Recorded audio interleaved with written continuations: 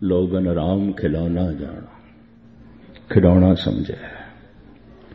जद भी पाप होवेगा काम क्रोध पंचां के वसरे, इन्हां पंजां करके ही कोई गुनाह होवेगा। समस्या सारी दुनिया दी है।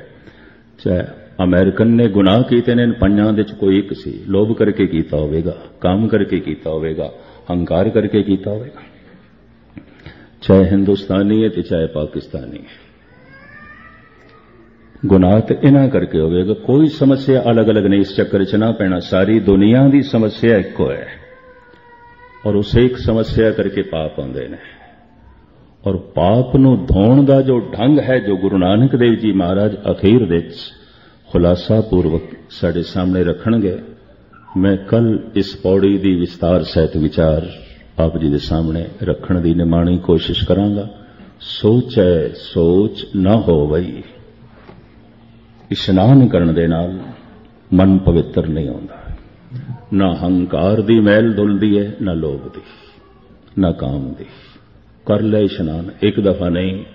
महाराज कहते जे सोची लख वार, एक दफा नहीं लख दफा। ये सोच भावें लख दफा तू कर, की होना है? कुछ भी नहीं। ये तो हकीकत है। अगर ऐसा होंदा तो कम से कम बनारस दे सारे पवित्र हो जाते, रोज गंगा च इशनान करते हैं। पर बनारस दे संत मशहूर नहीं है, बकौले भगत कबीर बनारस दे ठग मशहूर ने। ये हर के संत ना किए बनारस के ठग। चलो ठग किसी होर शहर नाल संबंधित होंदे, कम से कम बनारस नाल ते नहीं चाहिए सन। बधू मक्के दे च ने, ये भी मैरिज करते, हद हो गई।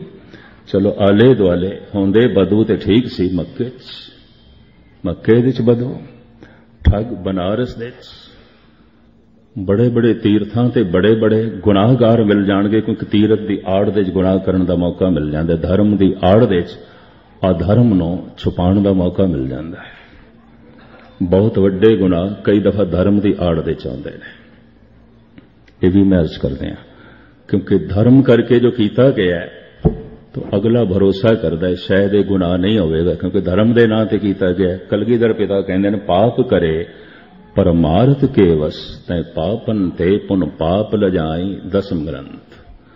पाप भी शर्मसार हो जाते ने जद कोई गुनाहगार धर्म दे नां ते पाप करता है।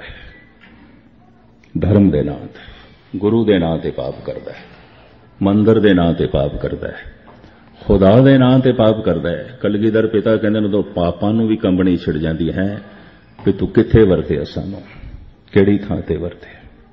पाप करे परमार्थ के वस, तै पापन ते पुन पाप लजाई। और औखे ना होना इस युग दे च, इस सदी दे च बहुता पाप धर्म दे नां ते, बहुता पाप धार्मिक मंदिरां दे चल रहे हैं और बड़े व्यापक पद्धर ते चल रहे हैं, और उसनूं पुन आखिया जांदा है, पुन है नहीं। अहंकार दे दर्शन, लोभ दे दर्शन, वासना दे दर्शन धर्म दे नां ते उछले हुए और इन्हां करके गिरे हुए मनुखता जगत दे च दिखाई देंदी है। काम क्रोध पंचां के वसरे, हर सारियां दी समस्या ही है। अलग अलग ना समझना, फलाने दी कोई होर समस्या, फलाने दी कोई उस मुल्क दी कुछ होर है, किसी भी मुल्क दी होर समस्या नहीं। हर मुल्क दी समस्या लोभ है, हर मुल्क दी समस्या हंकार है, हर कौम दी समस्या वासना है, और की है। और इसनों गुरु नानक ने जिस ढंग नाल खोलिया है, अगर थोड़ी सुनन दी रुचि हुई तो पातशाह दे मैं ये बोल थोड़े सामने रखांगा। जिवें कई दफा एक विज्ञानक, एक जरा शरीर नूं चीर फाड़ करके उस दे चों अशुद्धि जो है कढ़ देंदा है ते शुद्ध करदा है। इस तरह गुरु नानक मनुख दे मन दी चीरा फाड़ी करते हैं, सब कुछ कढ़दे ने विचों, जो भी अनर्थ है, जो भी अंदर अनर्थ पे है, किस ढंग नाल कढ़दे ने ये विचारां आप जी दे सामने कल, क्योंकि मैं लेट थानू नहीं करना, तुसी दूर दूर तो आउंदे आ, वक्त सिर अपने घरां च जो है पहुंच जाया करो। तो एक शब्द गुरु के कीर्तनिया ने थानू सरवण कराना है, बहुत प्यारे रागी ने, वाकई ये शब्द जद गायन करते हैं मन जुड़ता है। तो आपने एक शब्द भी जो है सरवण करना है, तुसी इतना चेते रखना, पहली पौड़ी दी सिर्फ मैं पहली पंक्ति अज आरंभ की है। सोचै सोच न होवई। इशनान करन नाल पवित्रता नहीं आवेगी। सोच इशनान, सोच पवित्रता। जे सोच ही लखवार, एक दफा नहीं, जे लख दफा भी तू इशनान कर, चाहे कुंभ दा कर, चाहे कुंभी दा कर, चाहे तीर्थां दा कर, चाहे घर दे च कर, ਇਹਦੇ ਨਾਲ शरीर की शुद्धि होगी। वह भी बैरूनी सिर्फ खलड़ी की, सारा शरीर भी शुद्ध नहीं होगा, क्योंकि शरीर बनया ही ऐसा है, पानी नाल शुद्ध नहीं हो सकता, सिर्फ खलड़ी शुद्ध होती है। ये गुरु अर्जन देव जी महाराज फरमान करते हैं, मजा रुदर दुर्गंधा नानक अथ गर्भेण अज्ञानड़ो। खलड़ी दे थले की है दुर्गंध, खून मिंज मास, किस तरह शुद्ध करेगा, किवें शुद्ध करेगा पानी नाल। उते जब तू पानी पींदा है तो अंदर पानी अशुद्ध हो जाता है, उते जब तू भोजन खाना है वह भी अशुद्ध हो जाता है। किस तरह जो है तू शुद्ध करेगा, वो तो पानी नूं अशुद्ध कर देंदा है जिहड़ा शरीर, इसनूं तू पानी नाल किस तरह शुद्ध करेगा, पानी मैला हो जाता है। और महाराज ने आसा दीवार दे ते बड़ा खुलासा कर दिता इसका, अन्न देवता, पानी देवता, बैसंतर देवता, लूण पंजवा पाया, घृत तां होआ पाक पवित्र। ये जो पाक भोजन बन गया, पवित्र भोजन बन गया, देवतियां दे संजोग नाल अन्न देवता सी, पानी देवता सी, अगन देवता सी, लूण देवता सी, घ्यो देवता सी, ये सारे इकट्ठे करके जो है बनया भोजन। लेकिन इस अपवित्र शरीर दे पा दिता गया तो ये पवित्र देवते भी पापी बन गए, भ्रष्ट हो गए। पानी मैला हो गया, लूण मैला हो गया, घ्यो मैला हो गया, अन्न मैला हो गया, सब कुछ मैला हो गया। जिहड़ा शरीर सब कुछ नूं मैला कर देंदा, इसनूं पानी नाल पवित्र कर लोगे। महाराज कहंदे नहीं, सिर्फ खलड़ी पवित्र हो सकती है, उपर दी सिर्फ खलड़ी धोती जाएगी, शरीर नहीं पवित्र होएगा, हो ही नहीं सकता। पानी नाल, साबण नाल, किसी होर औषधि नाल शरीर नूं पवित्र कीता ही नहीं जा सकता, हो ही नहीं सकता। इस वास्ते साहिब कहंदे सोचै सोच न होवई, जे सोची लकवार। लखां दफा इशनान कर ले तां भी पवित्र नहीं हो सकता, क्योंकि मन मैला होया है, अहंकार करके मन मैला होया है, काम करके मन मैला होया है, लोभ करके मन मैला होया है, मोह करके, और मन मैला होया है क्रोध करके। तो पानी नाल धोवेगा, क्रोध नूं पानी नाल धोवेगा, लोभ नूं पानी नाल धोवेगा, अहंकार नूं पानी नाल धोवेगा। ये बचकानी जो है किरिया धर्म की दुनिया दे चलदी है, जो गुरु नानक नूं कबूल नहीं, और गुरु नानक सच्चाई जगत के सामने रखते हैं, और इतने व्यापक तौर पर सामने रखते गए कि जगत समझ नहीं सके। और करीबन करीबन इंज कह दईए, सियाणे ते कहंदे ने, कोई भी अवतारी पुरुष पूजिया गया समझिया नहीं गया। पूजा करनी होर गल है, समझना होर गल है। कृष्ण की पूजा करने वाले मजाल है कृष्ण नूं समझे, मुहम्मद साहब की पूजा करने वाले मजाल है मुहम्मद साहब नूं समझे। उन्होंने कहा इस्लाम अमन सलामती नाम ही रखे, तेरी होंद किसी की सलामती लिए खतरा ना बने। इस्लाम अमन चैन, तेरा होना सलामती होवे, तेरा होना किसी की सलामती लिए खतरा ना होवे। जे तू किसी की सलामती लिए खतरा ना पैदा करे तो दूसरा तेरी सलामती लिए खतरा ना पैदा करे, तो इस तरह इस्लाम वधेगा, प्रफुल्लित होवेगा, तेरे अंदर भी ते बाहर भी। अंदर सुकून होवेगा, बाहर भी। तो मैं अर्ज करा, मुसलमान ने जितना मुसलमान का खून बहाया है तो बहा रहा है, शायद ही किसी होर ने बहाया हो। किथे इस्लाम है? मुहम्मद की पूजा करनी होर गल है, मुहम्मद साहब नूं समझना होर गल है। गुरु नानक की पूजा करनी, गुरु ग्रंथ साहब की पूजा कर लेनी, सजदा कर लेना होर गल है, धन गुरु ग्रंथ साहब नूं समझना होर गल है। ये जो सूझबूझ है गुरु ग्रंथ साहब जी महाराज की, भावें है ते सागर, पर छोटी जही अकल एक निक्की जही चमच दे नाल इस सागर दे चों जितना पानी निकल सके मैं थोड़े सामने रखण की कोशिश करांगा। धन गुरु नानक देव जी महाराज की बख्शिश का सदका, रहमत का सदका। बाकी विचारां कल सारियां दा बार बार हार्दिक तौर ते धन्यवाद। तुसी बड़े टिकाव नाल सरवण कीता, बड़ी एकाग्रता नाल सरवण कीता है। बुल चुक दी क्षमा ते फतेह प्रवान करने। वाहिगुरू जी का खालसा, वाहिगुरू जी की फतेह।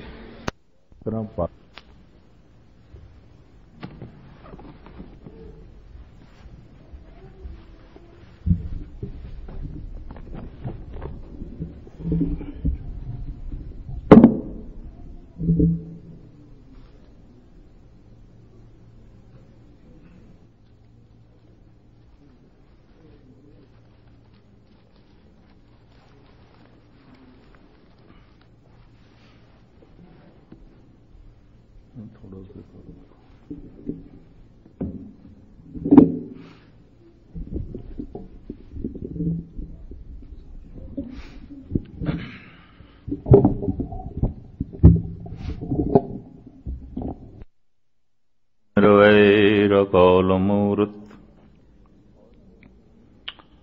आजूनी सैभं गुरु प्रसाद। मुकुचरे शास्त्र खट पिंग गिरन चढ़ जाए। अंध लखे बधरो सुने। जो काल कृपा कराए। सन्मानयोग गुरु रूप साध संगत जीओ, सनेमर गुरुदेव दी फतेह प्रवान करने। वाहिगुरू जी का खालसा, वाहिगुरू जी की फतेह। मनुख दे प्राणां दे गहरे तल विच कहंदे ने परमात्मा दी प्यास है, हर एक दे अंदर है। मनुख नूं ऐसा जीवन चाहिदा है जिस विच मौत ना होवे। तो ऐसे जीवन दा नाम ही परमात्मा है। मनुख नूं ऐसा रस चाहिदा है जिस दे च कतई बेरसी ना होवे। तो ऐसे महारस दा नाम ही परमात्मा है। मनुख नूं ऐसी शक्ति चाहिदी है, ऐसी ताकत चाहिदी है जो कदी कमजोरी दे च बदले ना। तो उस महाशक्ति दा नाम ही परमात्मा है। गर्ज के मनुख दे प्राणां दे च प्यास परमात्मा दी है, पर उसदी तलाश, उसदी खोज, उसदा पता किस तरह चले। अनंत जन्मां तो मनुख दी भटकना है और अनंत काल तो अवतारी पुरुष बार बार जमीन ते आए ते मनुख नूं समझाण दी कोशिश करदे रहे। उस परम जीवन दा नाम सच है, उस परम रूप दा नाम सच है और उस परम रस नूं सच कहंदे ने। आद सच जुगाद सच ऐ भी सच, नानक होसी भी सच। संस्कृत दा जो सत्य शब्द है उस दे मुकाबले थे ये पंजाबी उर्दू उच्चारण है सच। सत्य दे मुकाबले ते बिल्कुल मुखालफ एक शब्द है मिथ। ये सत्य नहीं, मिथ है। मिथ कहंदे ने ख्याल है, कल्पना है, सिर्फ कल्पना है। मेरे ख्याल ने जन्म दिता है, सिर्फ मेरी सोच ने जन्म दिता है, सिर्फ मेरे विचारां दे च है, मुझ है नहीं। ऐसा मैं सोचे है, ऐसा मेरी कल्पना है। इसनूं संस्कृत दे च कहंदे ने मिथ। सत्य मेरी कल्पना नहीं, मेरी सोचनी नहीं है, वो मेरे विचार नहीं, वो है। चाहे मैं विचारां भावें ना, चाहे मैं सोचां भावें ना, वो तो है। पर मिथ अगर मैं सोचां तां है, उंज नहीं। मिथ अगर मेरी कल्पना है तो है, वरना नहीं। इसनों उर्दू फारसी च इंज कहते हैं, हकीकत कहानी। हकीकत है सच्चाई, मुकाबले ते शब्द है कहानी। हकीकत नहीं, कहानी है, सत्य नहीं, मिथ है। कहानी मेरी बनाई हुई है, मेरी लिखी हुई है, मेरी कही हुई है, मेरी सोची हुई है। हकीकत मेरी सोच नहीं, मेरी बनावट नहीं, वो मेरे विचारां करके नहीं होते है। हकीकत ते है। हकीकत सच्चाई, अरबी दा लफ्ज़ है हक। हक दे अर्थ सच।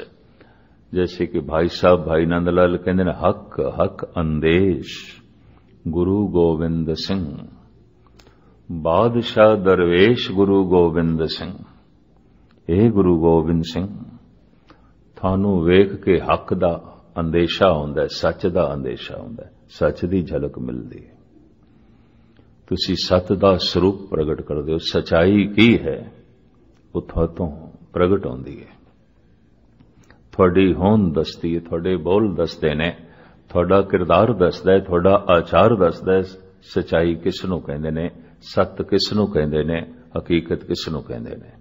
हक हक अंदेश गुरु गोविंद सिंह, बादशाह दरवेश गुरु गोविंद सिंह।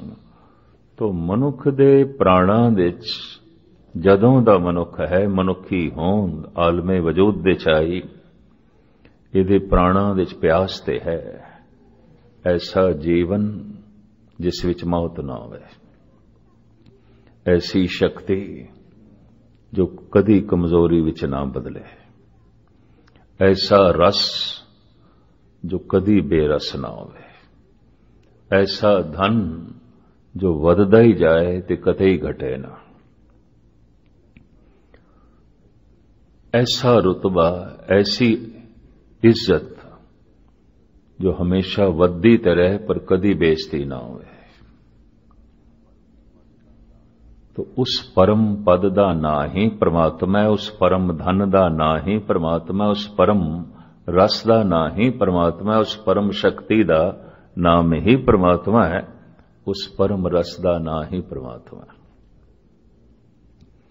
ये हर एक दी तलब है, ये हर एक दी चाहत है।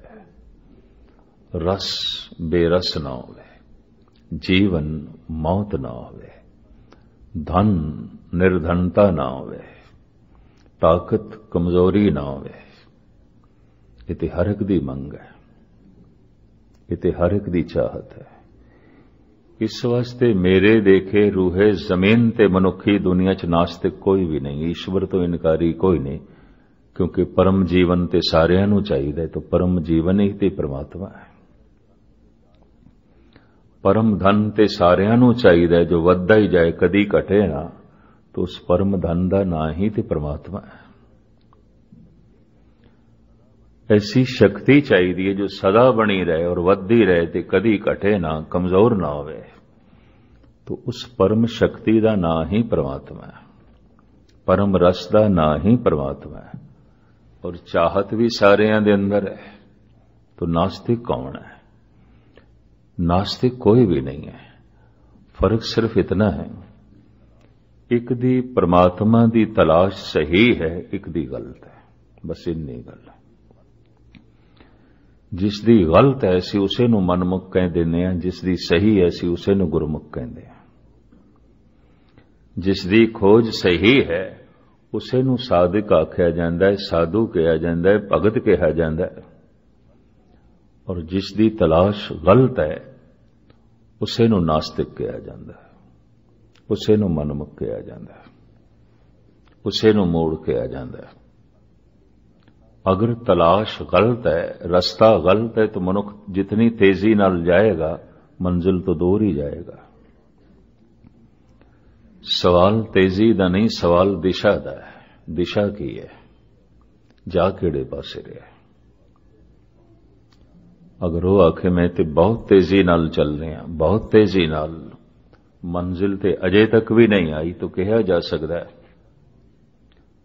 रस्ता गलत होवे ते मंजिल नहीं आउंदी। प्राणां दे च प्यास परमात्मा दी है, तलाश दा ढंग गलत है, खोज दा ढंग गलत है, जिस कारण करके अनंत जन्मां तो मनुख परम रस, परम शक्ति, परम जीवन तो वांझा रह जाता है। उन प्राणां दे च प्यास है, तड़प है। मनुख सही ढंग दी खोज कर सके, इसकी प्राप्त कर सके, गाहे बगाहे अवतारी पुरुष संत जन पैगंबरी पुरुष मनुख दे मददगार बनते रहे ने, सहायक बनते रहे ने। तो धन गुरु नानक देव जी महाराज इस युग दे अवतारी पुरुष, इस युग दे मालक, इन्हां ने अपना अनुभव सामने रखा कि उस सच की प्राप्ति किवें होवेगी। मैं फिर अर्ज करा, सच परम रस है, सच परम शक्ति है, सच परम जीवन है, सच परम सुहपण है, सच परम धन है। सारे रस, सारियां शक्तियां दा संग्रह करके किसी एक शब्द दे च बयान करना होवे, सच, सच दे च सब कुछ आ गया, सब कुछ आ गया। उंज मूल रूप दे च मनुख नूं जो रसां दा बोध है वो पंज ही ने, छेवां नहीं है। इनू कुछ वेख के रस मिलता है, कुछ सुन के रस मिलता है, कुछ चख के खा के रस मिलता है, कुछ सूंघ के रस मिलता है, कुछ स्पर्श करके रस मिलता है। इस तो बिना भी कोई रस है इसनू पता नहीं है। और शायद मनुख कह भी सकता इस तो बिना कोई रस हो भी नहीं सकता, है भी नहीं, ऐसा वो कह सकता है। अगर इस तो बिना होर रस है तो फिर उसनू केड़ा इंद्रा मानदा है, क्योंकि मनुख दे कोल पंज ही ज्ञान इंद्रे ने और यही पंज रस लेंदे ने। निखेड़ा करन तो पहले मैं अर्ज करा, धन गुरु नानक देव जी महाराज कहते ने सच महारस है। सिर्फ महारस नहीं, महाशक्ति है। सिर्फ महाशक्ति नहीं, महासुगंध है। यानी सारे रसां नूं संग्रह करे, सारी शक्तियां नूं संग्रह करिए। तो मैं फिर अर्ज करा, एक शब्द दे च बयान करना होवे, सच, सत, सत दे सब कुछ आ गया, हक दे सब कुछ आ गया। अरबी दा लफ्ज हक, पंजाबी उर्दू दा सच, सच दे सब कुछ आ गया। करीबन करीबन भारत दे तमाम ऋषियां मुनियां अवतारा ने कहा सत, इस्लाम दे पैगंबरी पुरुष ने कहा हक। वो हक है, भाव सच है।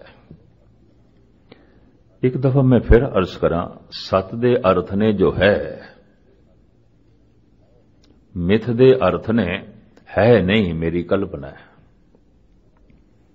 है नहीं मेरी सोचनी है नहीं मेरे विचार ने, है नहीं सिर्फ मेरा ख्याल है, मेरा तखय्युल है। मिथ तो आख्या मिथ नहीं है, सत्य है। वो जो है मिथ नहीं है, सत्य है। तो फिर वो की है, तो फिर उसकी व्याख्या गुणां दा सागर है, रसां दा सागर है, शक्ति दा सागर है, सुअपण दा सागर है। उसकी प्राप्ति किवें होवे और अज तक मनुख उस तो वांझा क्यों है। और जद ये मनुखा दे ही उसे ही परम रस नूं प्राप्त करन लई है। बाकी इंद्रियां दा रस पशु जूना दे च भी किसी हद तक इंज कह लीए मनुख माणदा रहे। कहते अखां दा जितना परबल रस पतंगे कोल है, परवाने कोल है, मनुख इतना नहीं मान सकता, क्योंकि उसकी सारी शक्ति अखां दे च ही है। और रूप तो निछावर हो जाता है, कुर्बान हो जाता है। रसना दा जितना परबल रस मच्छी कोल है, मनुख कोल नहीं है। कहते जबान दा ओ जितना रस मान सकती और मान लेंदी है, मनुख नहीं मान सकता। स्पर्शता दा जितना रस, खलड़ी दा जितना रस हाथी मान लेंदा है, मनुख नहीं। सुगंध दा जितना रस एक भौरा मान लेंदा है, लीन हो जाता है कमल दे च। पंखड़ियां बंद हो जांदियां ने, फस जाता है। दिसदा भी पिया पंखड़ियां बंद हो रही, नहीं उड़दा, क्योंकि सुगंध दे च लीन जुड़ गया। और जब पूरियां पंखड़ियां बंद हो जांदियां तो तड़प तड़प के मर जाता है। सवेरे कमल दे फुल दे चों उसदी लाश निकलती है। गुरु नानक ने इसका बड़ा सोहना जिक्र भी किया है। तो नासका दा जितना परबल रस भौरे कोल है, मनुख कोल नहीं। कन्ना दा जितना रस गुरबाणी दे कथन अनुसार हिरन दे कोल है, मनुख कोल नहीं है। हैगे ने ये पंजे रस मनुख कोल, पर उतने नहीं।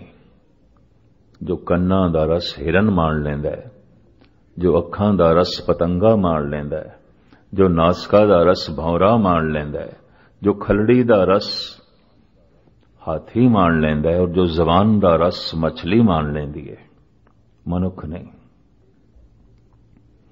मनुख दी चेतना बिखरी हुई है, मनुख दा मन बिखरे होया है, वंडे होया है। वो किसी रस दे च भी पूर्ण नहीं होंदा। अगर एक इंद्रिय दा रस मान रहे तो उत्थे भी उसका मन दुबाजरा होंदा है, दुबदा चाहता है, किसी होर पासे भी आंदा है, पूरी लीनता नहीं होंदी। पशु भौरे या हिरन या हाथी उस दे च पूरे लीन हो जाते हैं, पतंगा पूरा लीन हो जाता है। तो इंद्रियां दा रस दा जो बोध है और उसदे जो संस्कार ने,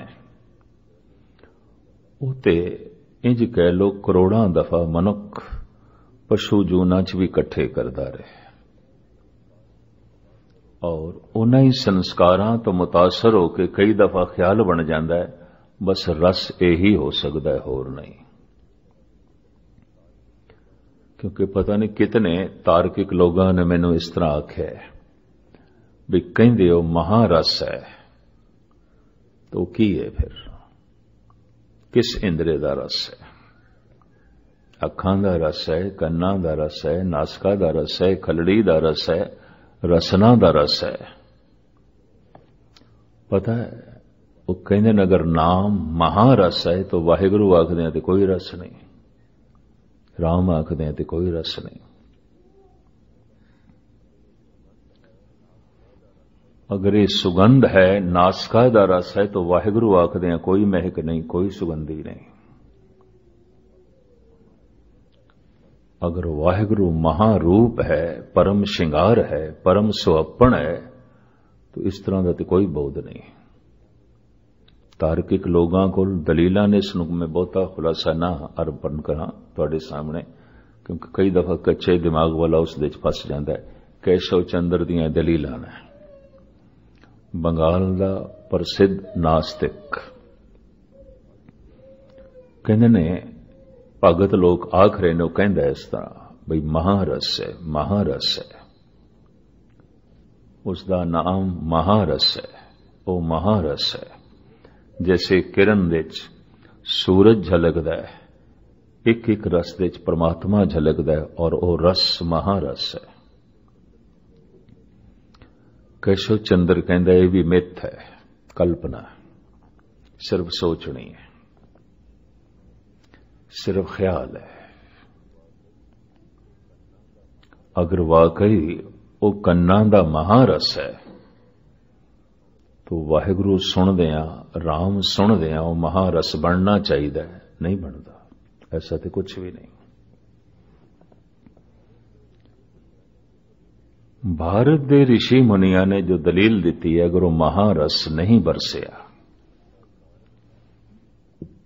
तो उसका कारण है मन मैला है, इस करके रस नहीं आया, मन संबंधित नहीं होया। अगर मन संबंधित ना होवे तो अखां कन रस नहीं मान सकते,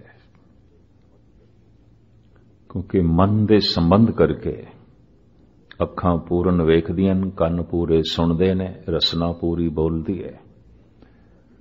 नहीं ते मन दा हटना ते मनुख दूसरे तो पुछदा है, मैं की आखिया जरा दसना। हद होगी, आखिया तू ते तेनू पता नहीं।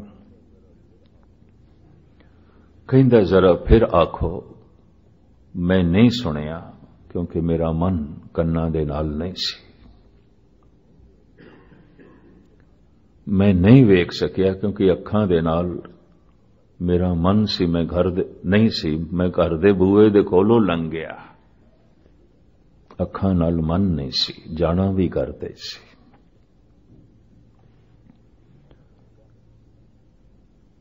मन मैला है, इस करके महारस नहीं बनता। और वो महारस रसां दा संग्रह है, हर तरह का रस है। रस क्यों नहीं आया? मन मैला है। अगर मन मैला है तो इसका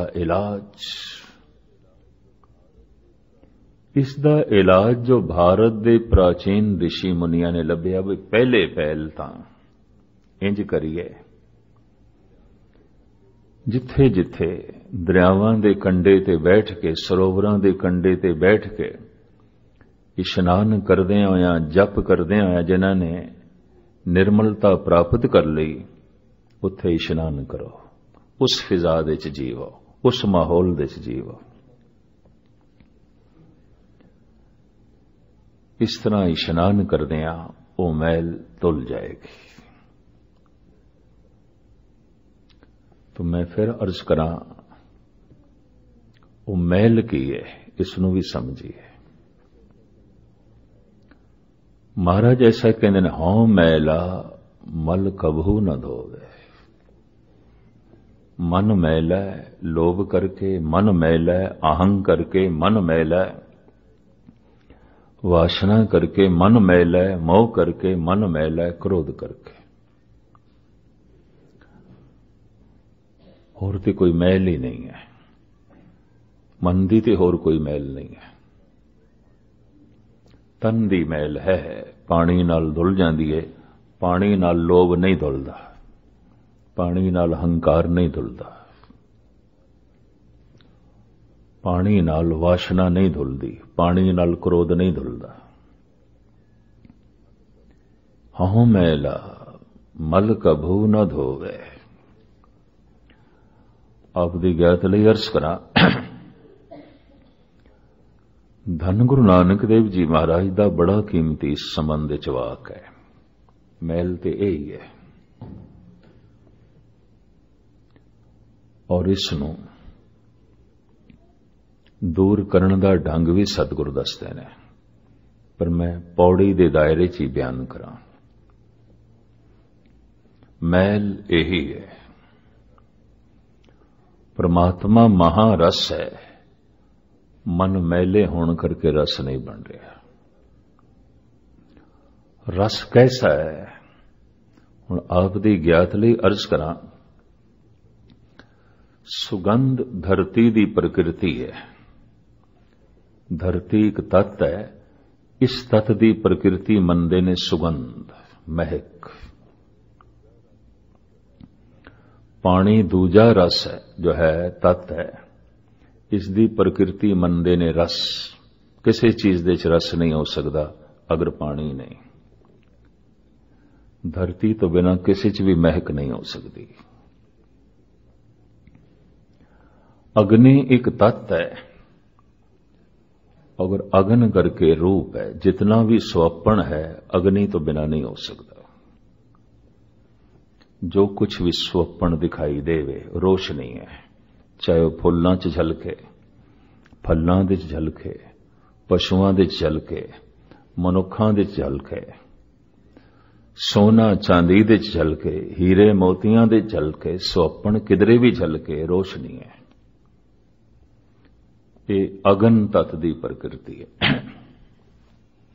इसनूं विद्वान, धार्मिक विद्वान साडे देश दे 5 तत्तां दीयां प्रकृतियां। अगन तत्त दी प्रकृति है कि सुहप्पण रोशनी है। पवन तत्त दी प्रकृति है संगीत, गीत, कन्नां दा रस, महारस। ये पवन तत्त दी प्रकृति है। संगीत, शब्द, नाद। इसे तरीके दे नाल अवतारी पुरुषां ने वख-वख चोण कीती है। कहंदे ने मुहम्मद साहब सुगंध दे रसिया सन। मुसलमान कितना भी गरीब क्यों ना होवे सुगंध लाएगा, सेंट लाएगा। ईद दे दिनां च एक दूजे नूं सेंट लांदे ने, खुशबूआं लांदे ने। मुहम्मद साहब दिन दे कई कई तरह दीयां खुशबूआं बदल बदल के अपने तन ते लगांदे सन। सुगंध दे रसिया सन। सुगंध धरती तत्त दी प्रकृति है, मिट्टी दी प्रकृति है। तो सजदा सिर नूं मिट्टी ते रखना उन्हां दे च महान हो गया। 5 वक्त नमाज सैकड़े दफा सिर मिट्टी ते रखो, जमीन ते रखो। मुसलमान काबे दी, खाना काबे दी मिट्टी ले आउंदे ने और उसदी रोड़ी बना के अपने अपने देशां च ले जांदे ने। जद नमाज पढ़दे ने उहनूं सामने रखदे ने, उस मिट्टी ते ही सजदा करदे ने, बार बार करदे ने। चरण धूड़ नूं मस्तक ते लाना उन्हां दे च भी महान है और मस्तक नूं मिट्टी ते रखना ये उन्हां दी साधना है। सुगंध धरती दी वह प्रकृति है। कहंदे धरती नूं आधार बना के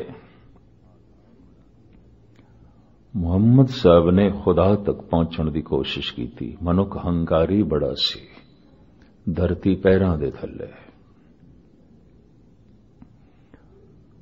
अरबी मनुख कठोर बड़ा सी, सख्त बड़ा सी, जालम बड़ा सी। उसनूं निर्माण बनाण लई धरती नूं ही अगे करना सी। भावें सब कुछ धरती देंदी है फिर भी पैरां दे थल्ले। सारा जीवन धरती ते जीविया जांदा है फिर भी है पैरां दे थल्ले। अपनी होंद जणांदी नहीं, गिणांदी नहीं। इसनूं अपनाया मुहम्मद साहब ने।